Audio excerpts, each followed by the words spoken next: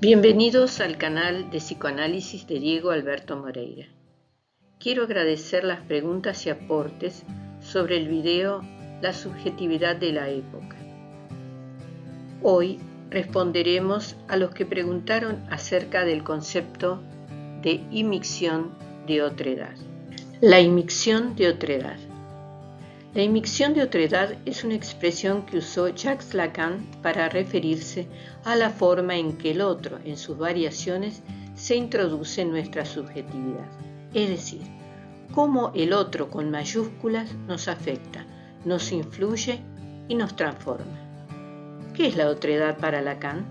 La otredad es un concepto que se refiere a la alteridad, es decir, a lo que es diferente, extraño o ajeno. ¿De dónde deriva el término imicción? Proviene del latín imicere, que significa mezclar, unir, introducir.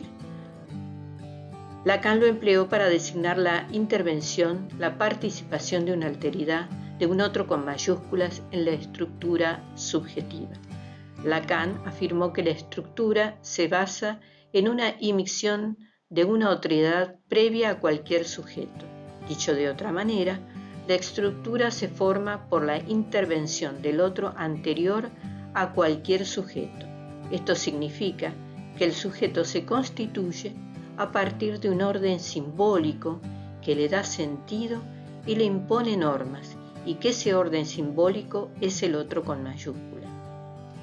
Es decir, el sujeto se constituye en el campo del otro con mayúsculas.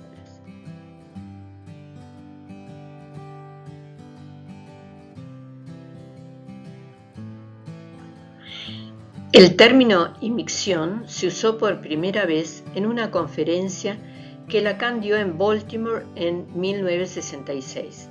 La conferencia se llamaba De la estructura como inmersión de una alteridad necesaria para todo sujeto, pero el término imicción casi no se menciona en la conferencia.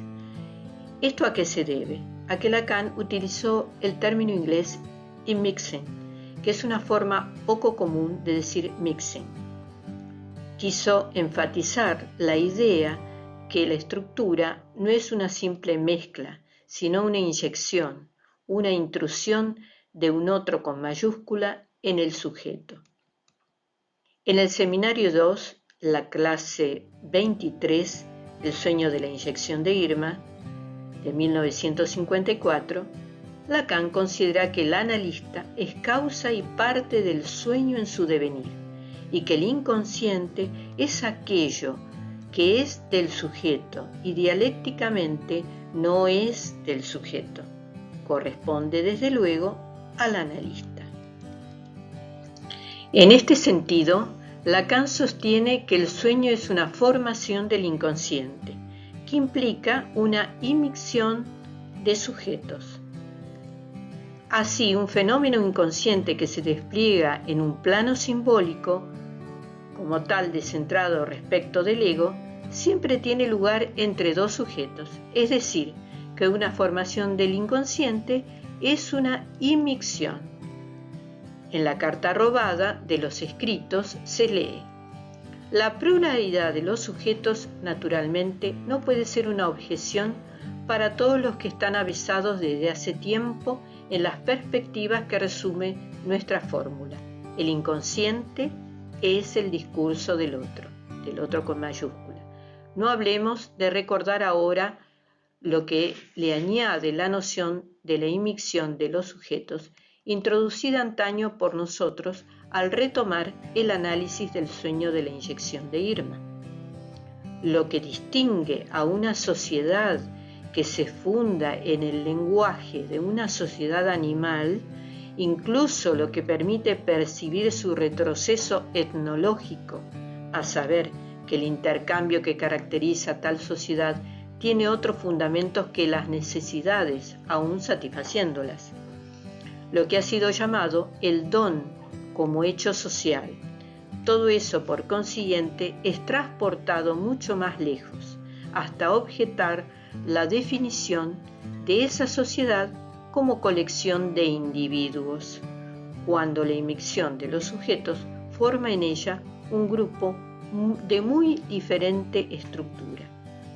Es hacer entrar por una puerta muy diferente la incidencia de la verdad como causa e imponer una revisión del proceso de la causalidad, cuya primera etapa parecería consistir en reconocer lo que la heterogeneidad de esta incidencia tendría en ella de inherente. Es extraño que el pensamiento materialista parezca olvidar que fue en ese recurso a lo heterogéneo donde tomó su impulso, y entonces nos interesaríamos más en un rasgo mucho más impresionante que la resistencia opuesta a Freud por los pedantes, y es la connivencia que encontró en la conciencia común. Si toda causalidad viene a dar testimonio de una implicación del sujeto, no hay duda de que todo conflicto de orden sea puesto en su cuenta. Los términos para los que planteamos aquí el problema de la intervención psicoanalítica hacen sentir bastante. Nos parece que la ética no es individualista. Recordemos aquí que en el video anterior nosotros hacíamos hincapié en la importancia de la constitución del sujeto en el lazo social. Ahora bien, Lacan utiliza la palabra immixing en el contexto de la relación entre los sujetos. El problema de las invenciones puede iluminar el territorio del estatuto del sujeto. Los sujetos no son entidades aisladas, como solemos pensar, pero tampoco son colectivos. Poseen una forma estructural específica, que es el immixing, que es en rigor lo que nos puede introducir en un debate como el de hoy. Y pienso que solo si no estamos tan seguros de que el inventor es exactamente el que lleva un determinado nombre propio. De manera que el inventor no es un nombre propio, no es nadie en particular, ni individual ni colectivo. ¿Cómo son generadas las invenciones?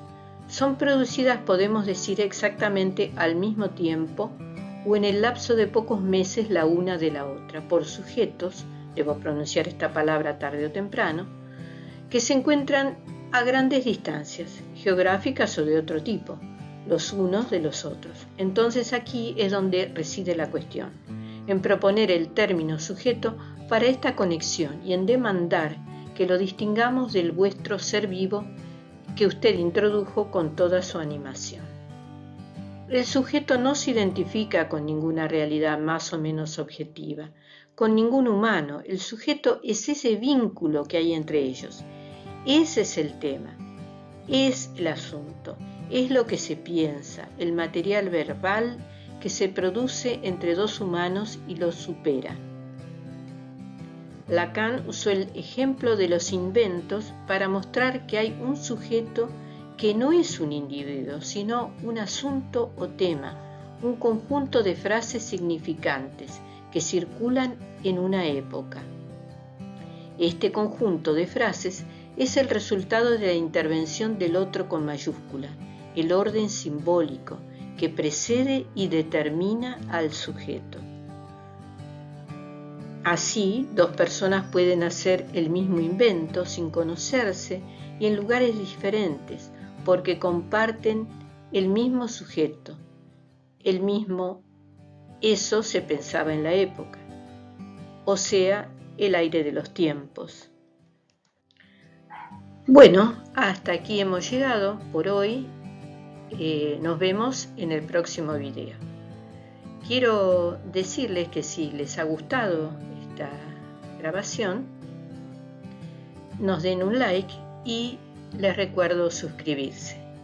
Por otro lado, ahora les voy a dejar abajo el correo de Diego Alberto Moreira para aquellos que quieran colaborar con el canal puedan hacerlo.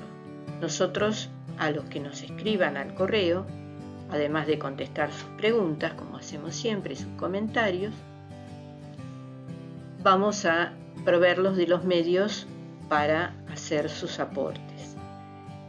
Se los agradecemos desde ya porque es una forma de que podamos continuar con nuestro trabajo. Mi nombre es Rita Pousa y estoy a su disposición para cualquier pregunta o cualquier comentario que ustedes quieran hacer. Hasta la próxima.